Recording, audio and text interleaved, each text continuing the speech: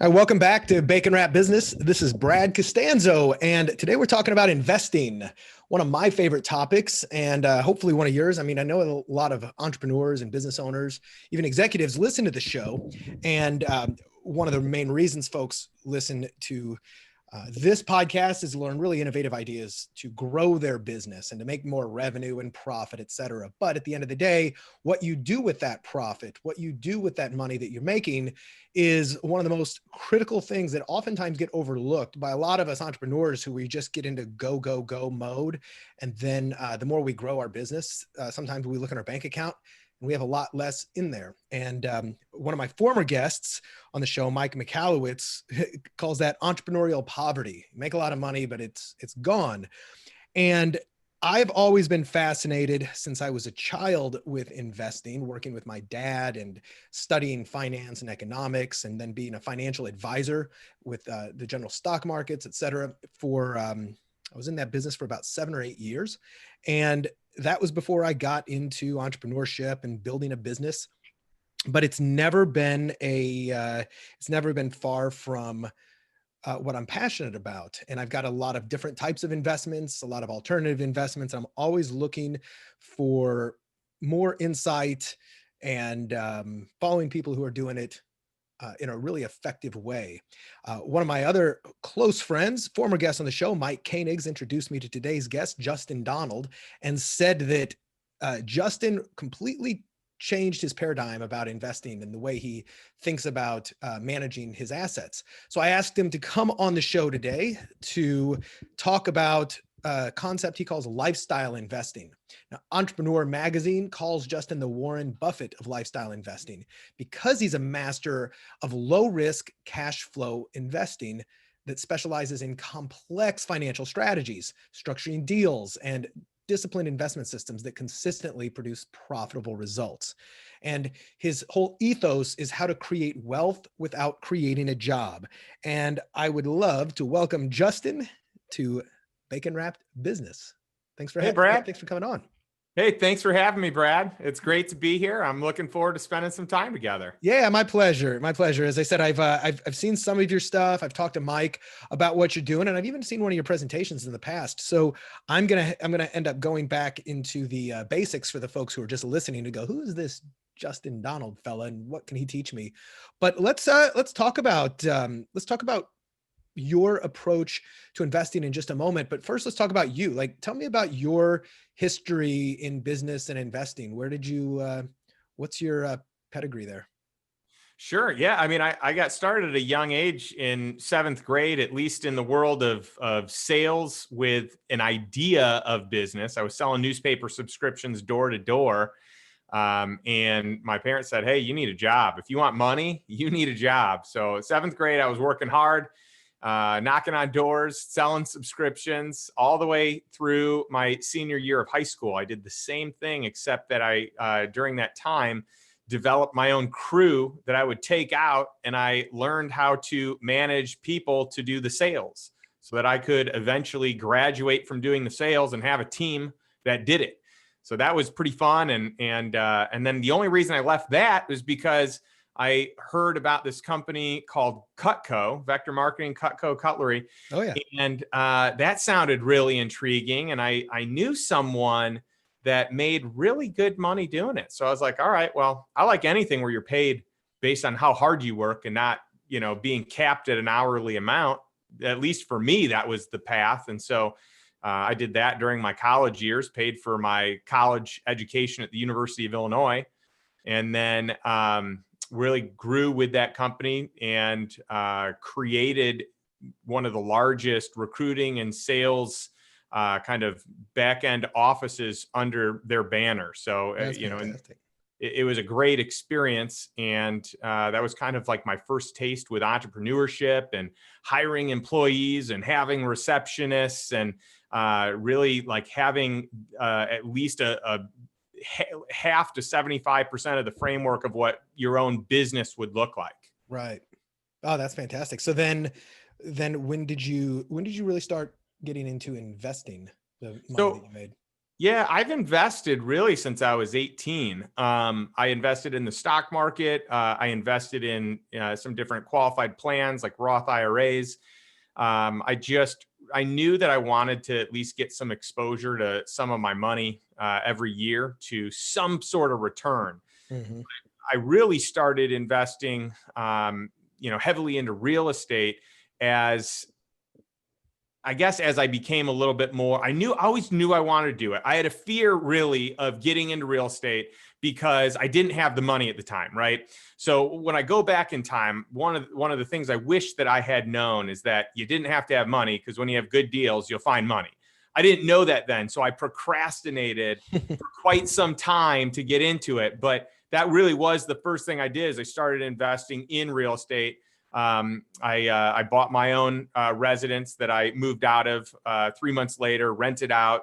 And then my first big investment was in a mobile home park.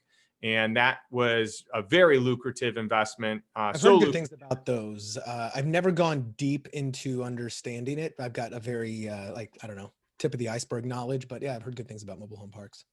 Yeah, they're great because they're generally like low maintenance. It doesn't take a lot of time to run them, but the cap rates are really good. So, I'm buying parks.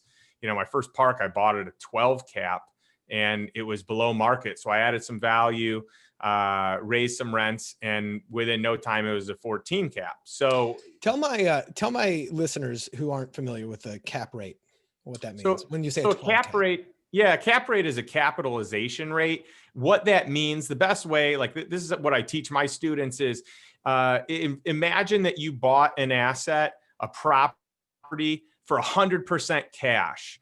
If you did that, the cap rate is the return that you would earn on that investment. That's probably the easiest way to simplify a cap rate. And so generally in real estate, you're buying at cap rates of like 4 to 7%. That's, depends on the asset class. It could be less than that. It could be more than that. But traditionally, mobile home parks have sold at a higher cap rate. You'll find some of the more desirable ones selling in that 4, 5, 6 cap rate. But you'll also find a lot of mom and pop owners of mobile home parks that will, they don't know, either their park's not in a high enough demand location, or they don't know the full value of what it's worth. And they just really, more than anything, want to retire. Baby boomers just wanting to be done. And so you can get a good deal. They feel good because they made some cash, and you feel good because you got a good deal. Yeah, absolutely. And, a lot of the investments we're talking about right now, I mean, most people think investments, they just think the stock and bond market, right? Mutual funds, et cetera. And that's not really what we're talking about here. We're talking more alternative and real hard asset investing, right? Yeah, most of the investments I do really stem around alternative investments. Mm-hmm. It's not that I don't believe in the other ones. I just believe that the stock market in general is a little riskier than what most people seem to think, or what conventional wisdom seems to say. I think if you're looking to invest for the long term and you're not looking to take money out based on emotions, and you literally buy and hold, I think you're going to do pretty well. Most people can't do that. So when there's, just market crashes, people want to pull their money out. And then when the market's really hot, people want to put their money in. And to me, I would rather cover my lifestyle expenses before I even have the exposure of the stock market. Yeah, exactly. So to me, I want cash flow first, live my life, feel comfortable. Then with the cash flow, I want to invest in the stock market, specifically in index funds, because those are your lowest, feed vehicle. So I pay the least amount of fees, and they're 95% of the time. And this is the stat based on 2019 numbers. 95% of the time they outperform professionally managed money. Yeah, exactly.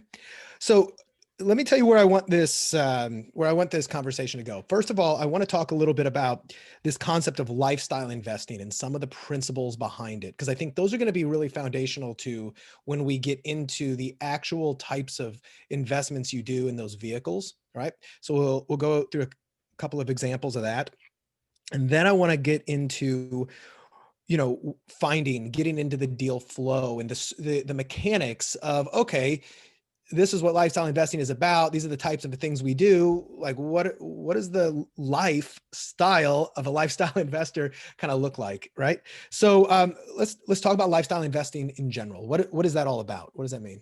So I coined this term basically because I wanted to have a focus on lifestyle first. And that doesn't mean it has to be extravagant. What it means is it needs to cover the lifestyle. I want investment income that covers the lifestyle that I currently live, or even what I want in the future to live. But at a bare minimum, I needed to cover at least what it cost me to survive so that I don't have to work. I get to work. I can choose to do what I want to do. I can choose how I want to spend time. So the whole idea is buy your time back. So that way I just didn't want to be a slave to the money that I made. And it was two different ways, right? I mean, at one point in time, it could be like, I could say I'm a slave to the money that I made, under someone else's company. Then I started my own company and that took off. But then I was a slave to the money that I made in my own company, right? I didn't even see it happening, but pretty soon it was like, man, in order to scale, it took all these hours. And now in order to afford the lifestyle that I have, I've got to keep putting this output to yield the results that I want. Right. And one of the catch-22s I've always found, because it was distilled in me from a young age with my dad, it's like you can work for your money or you can have your money work for you.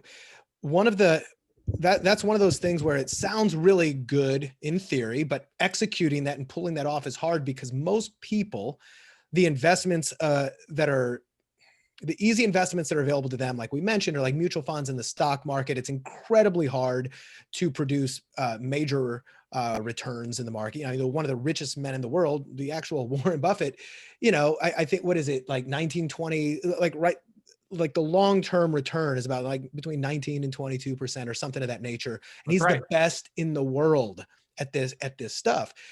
Most people get half that if they're really lucky. So getting to the point where you're accumulated enough assets to actually pay for your lifestyle, just doing traditional investments like mutual funds and things like that, is super duper hard. So I think a lot of people, myself included for a very long time, was just, work, make more money. And they're like, okay, I'll get to those investments someday. And it's not until you really kind of find some of these higher yield alternative assets and then structure deals so that they're not necessarily high return, high risk, right? And I think that's one of also your goals that I want to get to. I love this concept though of doing enough, getting real passive income to pay for, like, that's your first nut. Is like, let's say I've got a $10,000 a month nut, for instance, and I want my assets to get up to the point where my investments are paying me $10,000. I guess ideally that would be after tax. So maybe it's like, I don't know, an $18,000 gross. Do you have people do that in the beginning when you're working with them, is to start with that number of what is your monthly nut? And then let's try to reverse engineer a way to get there? Or is that not the way you would approach it first? Yeah, I think that's exactly the way that you approach it. But I also think that to build confidence, if someone doesn't have any cash flow coming in, that's a big leap to go from 0 to 10,000. Absolutely.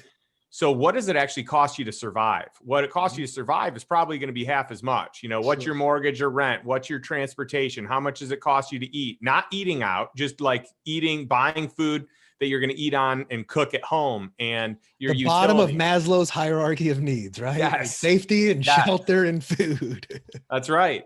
And whatever that costs, most people don't break down what that costs first and foremost. Secondly, they don't break down what it costs on a monthly basis. What most people experience is that it doesn't cost them as much to live as what they actually think it does. Yeah. So monthly, when you break that down and you say, oh, it's only, X amount, people feel like they can do that, and so then you've got some traction because now your mindset has shifted. The mindset was, I got to do this. I got to collect this nest egg that's going to be so huge, but people don't realize the tax drag and all the fees that advisors get. And really just the uncertainty with the markets, and that, you could have a crash the day that you retire. And then what are you going to do? You're screwed, So people don't think about that, but they're stuck in that mindset of like, this is the mode because this is what conventional wisdom is. And I've never thought about it any other way, really. Right. So once people can actually believe like, oh, my expenses are this per month, I actually could see how I could get there. let me reverse engineer. How much does it cost me to actually afford $3,500 a month to live? And okay, I can do that. I could actually work hard this year. I'll save more than I have in the past. I'll get started at least with a little bit. Maybe, for a little while, I've just got $1,000 a month coming in, and I'll just work hard to keep, adding to that. And so my income is just supplemental, but eventually I don't need my income. Yeah. So let's just use a smaller nut than 10,000. Let's say 5,000. And this is a little bit of it depends and loaded question, but a lot of it depends where you start. If you've got $1 million in the bank, it's easier to get there than it is if you've got $10,000 in the bank. But in order for somebody to get, let's just say a passive investment-based income of about $5,000 using some of the strategies you're going to share shortly, what kind of nest egg should they be starting with to have a realistic shot of this to say, let's maybe get it in a year? Well, I mean, if you can get, a return of around 10%, then, you're at 50,000, invested. That, I think 10% is pretty reasonable depending on what investments you do. Now, you're not going to get 10%, investing in the stock market. And also, more importantly than that, you're just not going to get cash flow, and even the things that you get cash flow from, like REITs and real estate investment trusts, different real estate, publicly traded real estate, it's a little less consistent. It's, generally you're going to reinvest that probably anyway. So it's harder to rely on that. So to me, if you're going to really kind of get that 10% return, and you could get more and you could get less, but real estate to me is always a good place to start because there's intrinsic value in real estate. It's not going to go to $0. So I like that. The risk side is like, if everything goes wrong, you're not losing all your money. And you've got a hard asset that's worth even the land itself, even if it all burns out, it's worth something. Okay. Well, this is probably a good segue into, let's talk about some of the types of vehicles that you both invest in and advise other people to start looking at. I know I've got a short list from the first time I saw you talk, but I want to hear, instead of me talking about it, I want to hear you talk about it. You mentioned real estate, but let's even dive deeper into real estate, because I'm going to buy an individual house. I'm going to buy 20 houses. I'm going to buy multifamily. I'm going to buy some of that stuff, but give me a little bit more details on some of the types of vehicles, and then maybe we'll dive in a little deeper to each. Yeah. I mean, I like income producing assets. So, specifically in real estate, I want something that cash flows, and that could be numerous things. And by the way, you kind of have to look at, from a time standpoint, how much time do you want to put into it? So for example, if you're okay putting time into it, or you're okay owning it directly and hiring it out, you're probably going to get a little bit higher of a return than if you invest in someone's fund or in someone's syndication. But that's also a good move if you don't want to spend any time. So I think you got to get clear on how much time you want to spend, right? Let's assume, because we're lifestyle investors here, that we want to spend, the minimal amount of time necessary to find, like, almost no time managing the investment, right? Because we're all like, and hopefully most of the people on this call are entrepreneurs, and we're running businesses and doing other stuff like that. Like, I want to be a lifestyle guy. I want to put minimally viable time in order to have a maximally viable investment. Yeah, for sure. Well, not cleaning any toilets. Well, I'd say, I'm a big fan of single family home rentals. You can do that on a short-term basis with Airbnb, like that type of model. You can do it on a long-term basis with a year-round tenant. You can scale that. There are property management groups that you can utilize on that. You can invest in funds or in different groups that manage it for you and pay them a fee. Do you recommend going to, because there's a lot of turnkey, like residential turnkey real estate investment companies out there who they go out and they find the deal for you, they manage it, they take care of everything. Basically, you just get the check every month. Granted, it's a lower cap rate, like you might be getting, or just like a 10% return sometimes if you're lucky, sometimes a little bit less when it's all said and done. Do you kind of recommend that, or do you have other ways that you go about finding some of the real estate deals, especially in single family? So I think that's fine. I think there are a lot of groups that do that. And if it meets your financial goals, I think that's totally great. You just want to make sure that the group is a good group. I also like, other asset classes too. I mean, I love mobile home parks, as you already know. That's been one of my foundational investments in my portfolio. It's still something that I actively hold today. I Mhm. like apartment complexes in the right markets and the right type of, apartment complex, traditionally more, workforce housing, and not really like your top tier. Yeah. But I think that there's other great avenues, but I look to the city, the specific demographics on that. I like self-storage. Mhm. I also like industrial, like warehouses, distribution centers, like all of these assets cash flow, and all of these assets I've had a good amount of experience with positive results. So That's I good. feel good about them. When we talk about like apartment complexes, for instance, there's different ways to do this. This is, you can go out and try to find the owner of a apartment building and negotiate one-on-one with him and raise capital, whether it's a 4 unit or 100 unit. It really depends. With yourself and your clients, do you typically get them in? Do you do that route, or find a syndicator who is a professional at putting deals together and offering, like a syndicated return, et cetera? Where do you fall on that spectrum? Earlier in my career, I like to do a lot more because I wanted the bigger return. I didn't value my time as much. Now I value my time way more. And so I don't really want to spend it doing that. I'd rather just find partners that are really smart and really experienced. So I think what's important on this one is that they have experience, that they have a track record, that they have local operators in that, in that market where the asset is, the property is. I think that is really important. So vetting the operators, vetting the financials, if you're going to go that route, you just have to either A, have someone that can help you know, because they're an expert, that it's a good deal or a bad deal, or B, you need to learn that yourself. But Right. as long as you do, I think those could be great vehicles. Nice. Do you typically have a minimum benchmark return you're looking for when you're dealing with multifamily apartment buildings? Yeah, so this is an interesting one. So let me preface this by saying most people that I run into and that I work with, their goal is, I want to earn X amount. And so there's almost like this allure of a higher IRR, internal rate of return, where they're like, this is the deal I want to do. But you really can't do it based on that. You've got to do it based on like, what deal is the safest deal, where it's like the least likely you're going to lose money and still get a good return. So Mm-hmm. that to me is really important. So it's not always about the return. I just don't want to lose money. Rule number So one. yeah, that's right. Warren Buffett says it best. Mm-hmm. And so that one, to me, it's like, if I earn 1% less on the IRR, but I've got an infinitely safer deal, that's perfect. Like, no worries. I'm totally down with that. Right. So you talk about self-storage, industrial distribution. I'm, I guess, high level familiar with like self-storage, right? I understand you can buy one, they're, have them managed, they're pretty low maintenance, et cetera. But I'm not familiar with the industrial distribution, warehouse, et cetera, at all.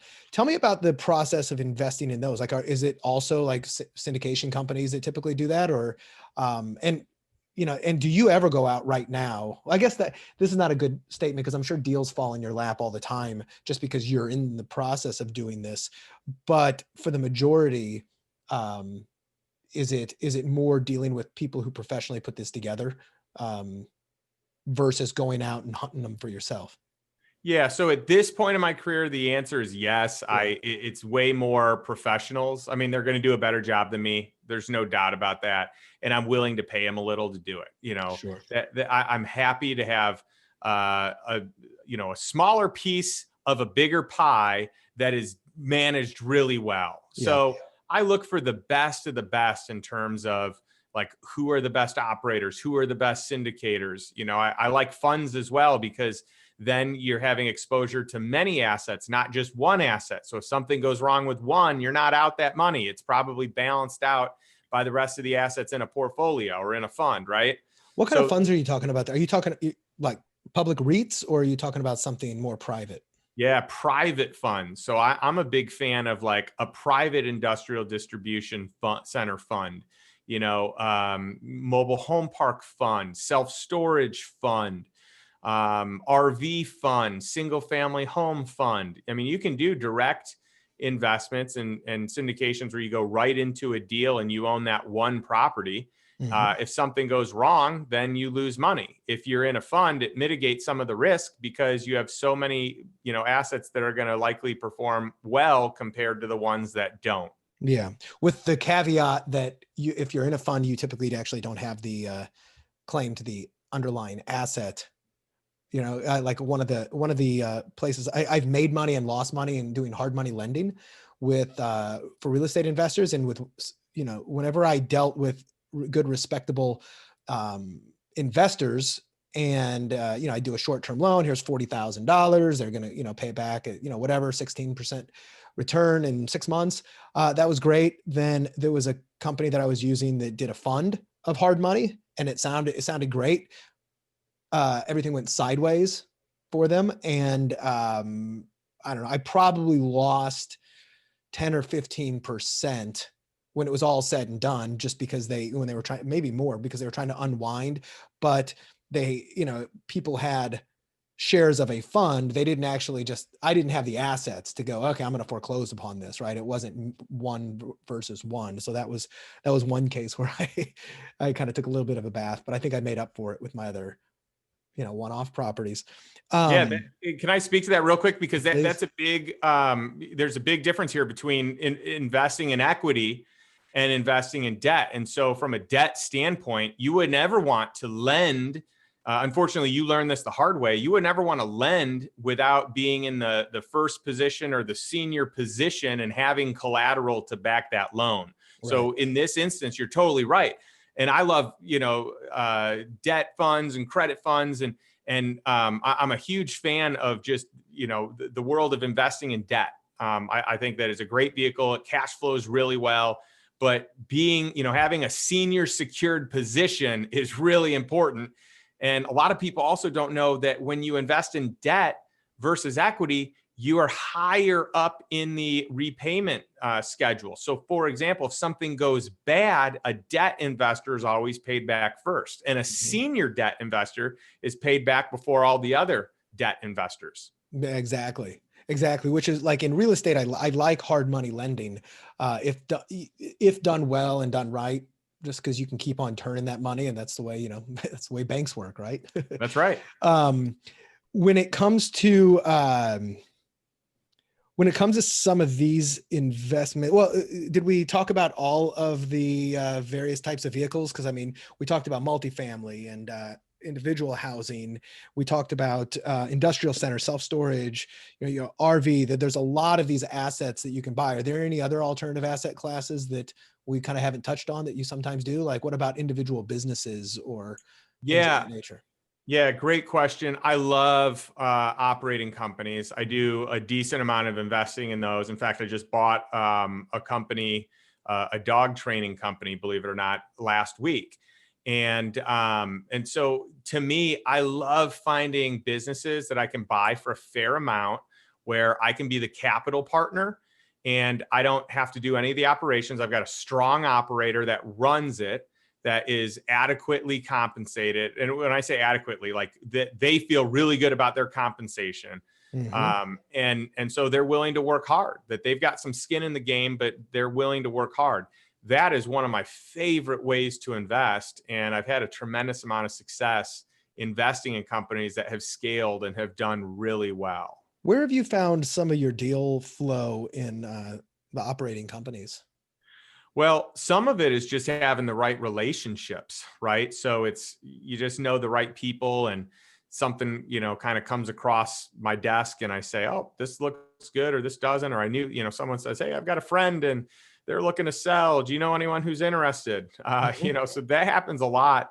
I have sourced businesses via brokers. So there is a big business, a big marketplace where people can sell their business. There are brokers that will, kind of represent and kind of market different businesses, operating companies. So I'm a big fan of that.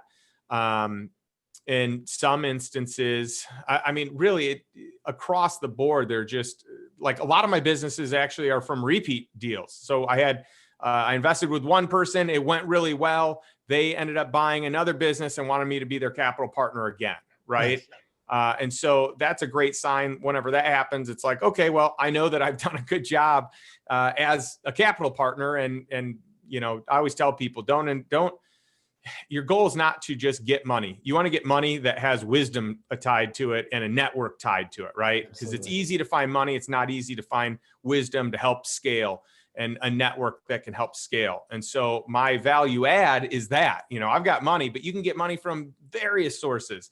I want to help people build a great business. And I also want to teach them how to do it themselves. My goal is not to run it, but my goal is to really help people get out of the rat race. And so, you know, with this last business, it was cool because my partner, John, he was working for another company. This was his opportunity to quit that job, to get into the entrepreneurial space and to run a business. And prior to that, we had invested in another business, and his wife, Melissa, was able to stop working for someone and start, you know, running that business. And so I think that that's really exciting when you not only have a good investment, but you're helping other people get out of the rat race and teaching the lessons that you've learned along the way. Yeah, precisely. When it comes to, you know, the whole process for finding these deals, structuring them, et cetera. I know one of the things that I'd seen in the past, you were talking a little bit about, you know, there's deal flow, getting a deal flow. And sometimes that's easy. Sometimes you just go find somebody who's got deal flow and you just give them money, right? That's the lowest maintenance, probably the lowest return versus going out and hunting for the deal yourself. But then you'd said some interesting things before when it came to structuring the investments and not necessarily just taking whatever terms that are offered, but actually negotiating for even preferential terms. Can you talk a little bit more about your process there and maybe even some stories about what you've done? Yeah, my goal is to always de-risk a deal as best I can and to add as much upside as I can. So whenever I get a deal, the deal isn't the terms that they gave me. The deal is, how do I take those terms? I mean, if those terms are good enough and I feel fine and protected, okay. Generally, that's not the case. I mean, when someone presents you with an offer, it's generally because they feel really good about it. It's not because those terms are good for the buyer. They're good for the seller.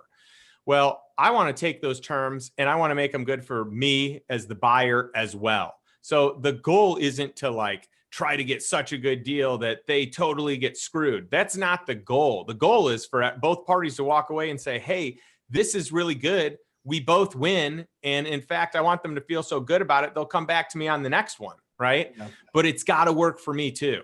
So I've got a lot of mechanics that I use in structuring deals, and it can be, you know, I've got a book coming out here on December 8th, and I kind of outline my 10 commandments. It's the lifestyle investor. It's the 10 commandments of cash flow investing for passive income and financial freedom. And so I have 10 commandments, or my 10 criteria of what I need to be able to accomplish, or items that need to be a yes for me to say, okay, I can make this investment. And so sometimes they don't fall inside of my criteria and I've got to help them. So I might need to, you know, one of the commandments is finding income amplifiers. So how do I enhance this deal so I have better income opportunities and I can make a return that makes sense? Because some deals, it doesn't make sense, not because the deal itself doesn't, but it's because I could invest in another deal at a better return. So that it'd be a lost opportunity cost. Can you give an example of an income amplifier? Yeah, sure. I mean, and there are tons of these that you can use. I mean, some of them, you know, like there's a cash bonus could be an income amplifier. Getting equity in a company on a debt deal, but getting like an equity kicker for free, you know, that would be an income amplifier, which can be structured in pretty easily. A liquidation preference. How do I get paid in this investment before anyone else? And negotiating something on you know, gross proceeds. That, you know, that would be one. There are, I mean, getting warrants which is just it's an option to buy in basically equity of a company at a future point in time, but at a strike price that's locked in today. And so, that would be a way to do it, or a profits interest if a business is basically valued at a higher valuation. And therefore, if you had equity now, it would cost you a lot in taxes. Well, you can structure it so that it's not going to cost you as much now. There are just tons of these that you can use to get an advantage to the investment. Right. Okay. What has been maybe one or two of your,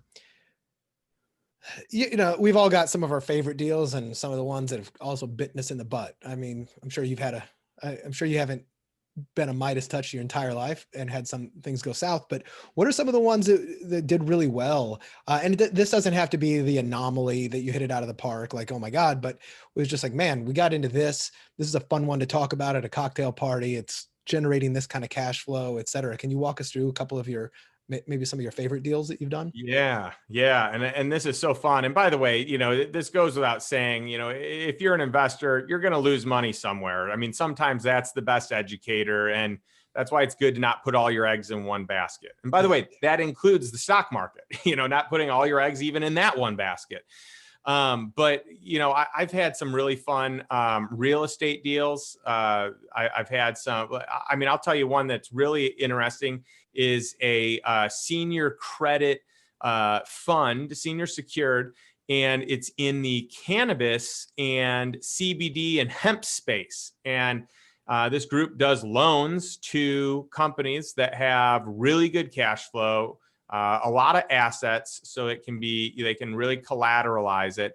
But it's in a market where the banks can't lend. And so you have this prime opportunity for a really high return on a very safe, collateralized or protected investment. If something goes wrong, you have enough assets that are 2 or 3 or 4 times the value of the loan.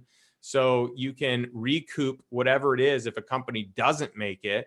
And then you're getting a good return. And so I'm getting, in some, like right now, one of these I'm getting 15% annualized, and it's it's a monthly distribution. I mean, that's a great return in an industry that is just booming and growing 25% quarter over quarter. Yeah. Yeah, it was collateralized by, like, you get as much free weed as you want if everything goes south. No, collateralized by real assets. Yeah. But just so everyone is clear, generally you want to collateralize a loan with something tangible, real estate, accounts receivable, stock pledged in the company. So you can get equity in the company if they default. Yep. There's tons of stuff that you can collateralize against, but the goal is to have something that's worth a lot. So not only is it less likely that they default, it's one of those things where it's like, wow, the deal is actually better if they default. Therefore, they're going to do whatever it takes to not default. I put an example of this in my book where it's like, hey, we did a loan with a company for, $1 million, but we have about $60 million in collateral backing it. So there's no way someone's going to lose out on $1 million, like not pay that default on that, when we can come after 60 million, right? They're going to do whatever it takes. They're going to raise extra money. They're going to find a way. And so that to me is like, my second commandment in my book is to reduce the risk. And so that is exactly it. How do you protect yourself from losing money? But then how do you also make a good return at the same time? Exactly. Well, that's the two hands playing the piano, right? You can play a tune with one, but you really need both to play a song, which is get the most return, or the return that's going to get you where you want without taking the risk that's going to blow you up. I know in the past some of the biggest mistakes I've made have been going for high returns and then like super high risk, super high returns. Like, for instance, I lost my hat or my ass, I should say, in the oil and gas space, couple of natural gas wells. They looked great. But for instance, and this was like 14 years ago or something, but yeah, telling one of my war stories that I lost, but I knew the company. They had a couple of oil and gas wells or natural gas wells that they knew for a fact that there was gas under them. It was an execution thing. All they had to do was go ahead and get it. And I didn't realize that how many problems happen in trying to drill for oil and gas, like a lot of technical mechanical problems. And in a general partnership like this, they have these things called cash calls, which you may be familiar with the concept of a cash call, which says, yeah, if hey, we had something go wrong, we need more money. Otherwise you either play along with everybody and you put more cash in, or you lose everything. So talk about being pot committed, right? Like a poker term. I had started off with a $25,000 investment and it grew to $100,000 before it petered out. And that was everything I had at the time. So I went from like, I made a bunch of money flipping a few houses in real estate. And then I was like, this is great. I'm going to throw 25 in this oil and gas well. And it just shot me in the foot. But there was no risk mitigation there. It was all risk. And I'll still do some highly risky stuff. Like I've done a few angel investments and I've done a few things like that. But yeah, as we get older, et cetera, holding on to that is a lot more important. Then, just what do you make? It's, kind of what do you keep? Real estate. Okay. Let's talk about the overall market environment. I mean, it is November of 2020 that we're recording this. And the one thing we can say is that the world or the country is crazy, right?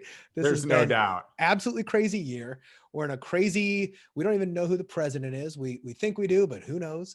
And there's a lot of macroeconomic factors such as potential foreclosures and a lot of things coming right around the bend. I'd be lying to say it doesn't spook me and make me kind of sit there sometimes like a deer in headlights going, yeah, I don't know about that. Like, I don't know what I don't know.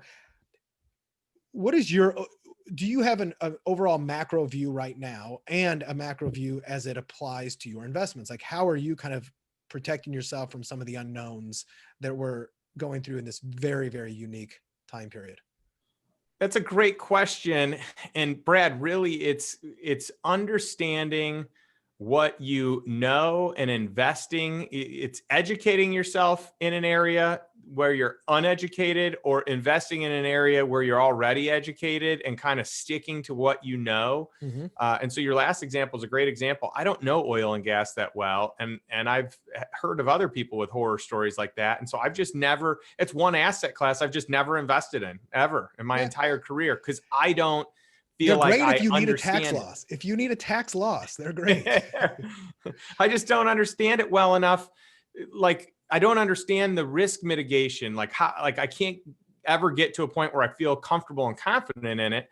And by the way, there are groups that do it. There are people that know it. I'm not saying it's a bad investment. Just for me, I haven't. Yeah. Whereas in real estate, there are some commercial buildings, because of what's going on right now, that you can get for pennies on the dollar. And I mean, another one of my favorite investments was with a group where I'm an LP, and we bought American Airlines former headquarters. And this thing is a gorgeous complex, a 3-building campus complex.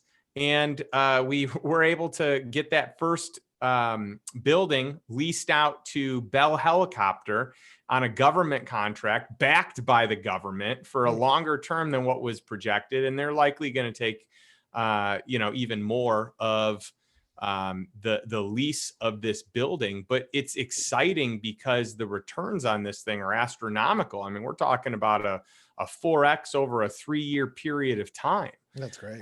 And so, it's deal. And then with tons of risk protection involved in the negotiations of it, right? In the contract, so that we could get our money back via put option. So that's another protection mechanism where if you don't like the direction it's going, you can actually get your money out for any reason at any time. Right. Yeah. So And I that know that gives me some comfort. macro, speaking from the real estate point, I would say if we were having this conversation 6 months ago when we were right in the heart of the pandemic, I would have been like, oh damn. Like I don't know if any of your real estate investments got affected by the rent moratoriums. Did they get affected? Any of Well, the real estate not holdings? really. I mean, That's good. luckily I fared really well in the vast majority. There were a couple of things where I was an LP in something, and maybe they didn't pay the distribution in a quarter. Most of them recover pretty well because most of what I'm in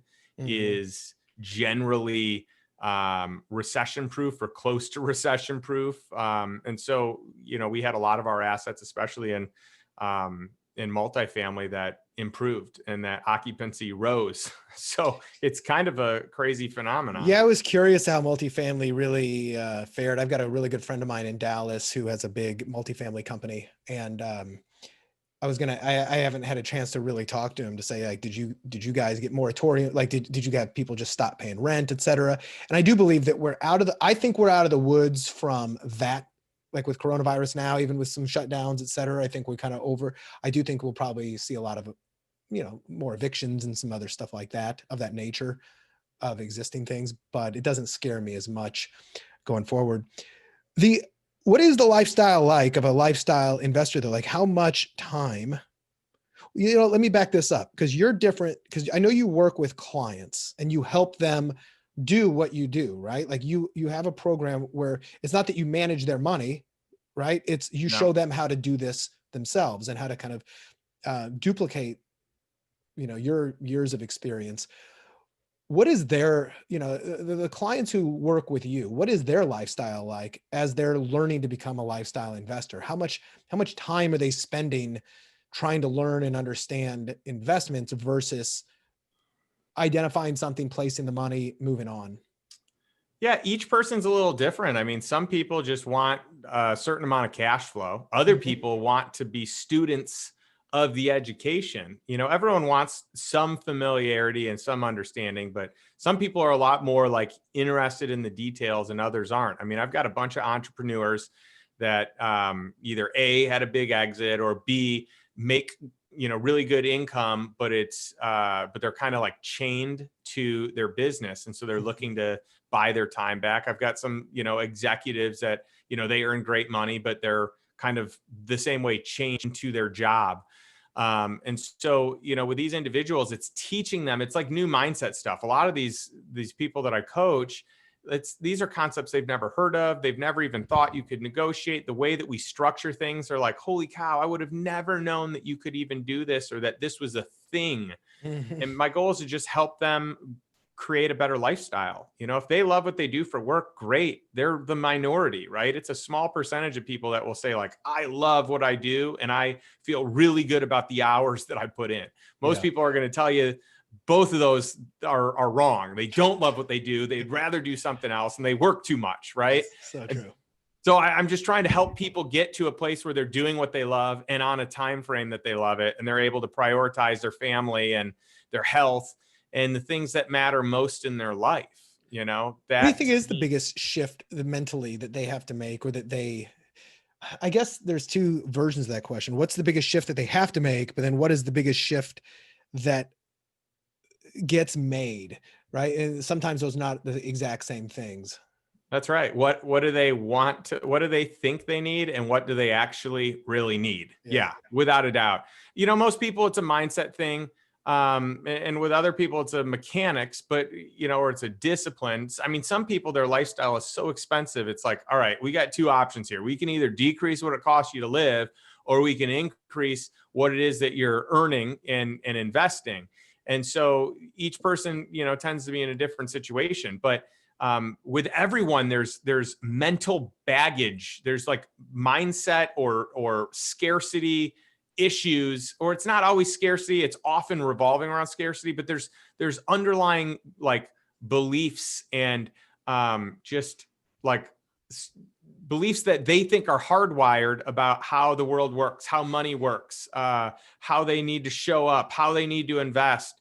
And for a lot of people, it's getting them out of being so scarce minded and into more of an abundant mindset. And then also into a mindset that is open and creative and allowing them to do it different than just a nest egg approach. Yeah, that's really important. So then how do you work with them? What is that like when when you're working with a client? Is it one-on-one? Do you do it, in kind of a group setting where everybody gets to kind of learn and meet each other and et cetera? But what's it look like to be a Well, client of yours? my one-on-one clients, I have limited to just 4 to 6 people a year. That's all I do. It's a pretty high ticket item to be able to coach with me, and I'm pretty selective with who I work with. And then I also have a mastermind where I do more group style coaching. And that one, I have a kind of like my cap for how many people can be in that group. And for both of those, one is group, one is one-on-one. And some I get to know how they tick and their finances and their idiosyncrasies at like the highest level, right? And then other people, it's less of being able to know those intimate details, but much more of covering principles, philosophies, strategies. Yeah. And then when you're working with them, do you have, let's say there's the education component about what to do, but let's say somebody's interested in mobile home parks. You mentioned that several times, right? And they're ready to deploy money. They get it. They understand the economics of it and how it works. Do you typically have resources for them to go be able to deploy their money? Or is it, all right, you got to start sending letters to mobile home park owners and see if you can buy it, et cetera? Like how much of that is active versus how much of it is kind of like, look, step into this. I've already done a lot of the heavy lifting. They can do it either way they want, but I've done a lot of the heavy lifting already. I mean, that's part of the value add of being in, my investors club, is that I have deals that I've vetted, deals that I've invested in, operators that I've worked with, just people I have relationships with over the last couple of decades that I've done a lot of the homework. Yeah. I've got a lot of professionals in place that they know what they're doing. And I have a lot of other professionals in place that screen and, analyze what we're doing as well, to make sure that everything's on the up and up. That's great. Is there for your ideal client, or do you have like kind of a minimum bar you set to say, listen, if you don't have X amount in assets, for instance, this may not be the right thing for you? Do you kind of have that minimum level that? Yeah.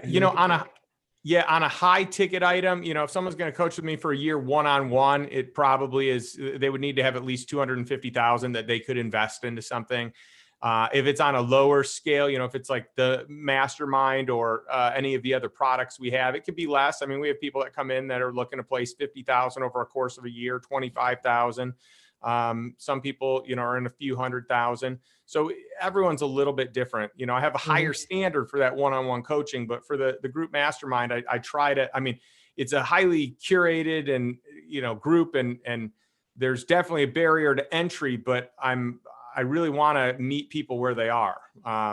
People that aren't going to fit the dynamic of the community aren't going to get in, but my goal is to help people with their finances. So I'm not going to limit someone on their finances unless I believe that it's just financially irresponsible. And I'm just not going to let someone join if that's the case. Right. Well, and I'm sure that some of the people who are going to be listening are going to want to find out more. And obviously in December, your book's going to be out, so they can get a good primer on that. But I just want to let people know, like, yeah, okay, if you're living paycheck to paycheck, you got $2,000 in the bank, this may or may not be, something to real, like the mastermind or whatnot, to really pursue, because you might need to focus on income and generating some, a little bit more income, a little bit more savings to be able to deploy. Although I'm sure that, do you use much leverage in some of the investments that you're making already? Well, I mean, in real estate, leverage is the name of the game. But because I would imagine that most of the real estate deals, either if you're just investing with a syndicator, that they're oftentimes using leverage, but in some of the other deals, do you typically borrow money and then deploy it, or is it just depends on the deal? It depends on the deal, but I love using leverage, but I don't like to use a lot of leverage. I really want to be very safe. So, that's something I'm very conscious of. And, for me, I don't ever take I don't invest money for people. I just invest my own money and I share with people, here's what I've done. Here are the terms I've negotiated. Here's why I like it. Here are the risks. That's kind of how I break it down. But I invest with groups and I invest myself all the time with leverage. It just needs to leverage. If it works in a worst case scenario and you've run, financials for what the worst thing that could possibly happen, like a pandemic, and it passes, then that's good. But if you haven't done that, then that doesn't work. Yeah. What's the last deal you did? So the last deal I did, well, technically it was that dog training company that I just bought. Nice. Where are they based out of? Kansas City. Cool. How'd you discover them? And so that was like a relationship. That was almost, we heard about it through a landlord that was losing the tenant because they were starting another business and selling that business, and they didn't want to lose the business. And so they were just saying, hey, do you know anyone that is looking to buy, a dog training company? And so, it was like, actually, we might be interested. This was a personal contact that you knew? Yeah. Cool. And technically it was a contact that my partner had. Nice. So yeah, it worked out pretty well. And then now who's running the business? Because did you say that they're my partner? Sorry, the partner? My partner's running it. I don't do operations in any of the businesses anymore. Either for any real estate I own, I have hired an operations manager, and for any other businesses I'm involved in, there is a principal or an operating partner. Yep. No, I love that. That's a tenet I've tried to stick by, although sometimes I end up getting my grubby hands in there more than I should. Stop that. Leave it to them. Which is why, like, one of the things right now, I've got a business partner and we are actively looking to acquire IT service, like managed service providers. He's got it. He has a successful MSP right now. And we've started to reach out looking for other companies who are, small, $500,000 to $5 million or so in revenue, doing some things like that, because he has the operational expertise to come in.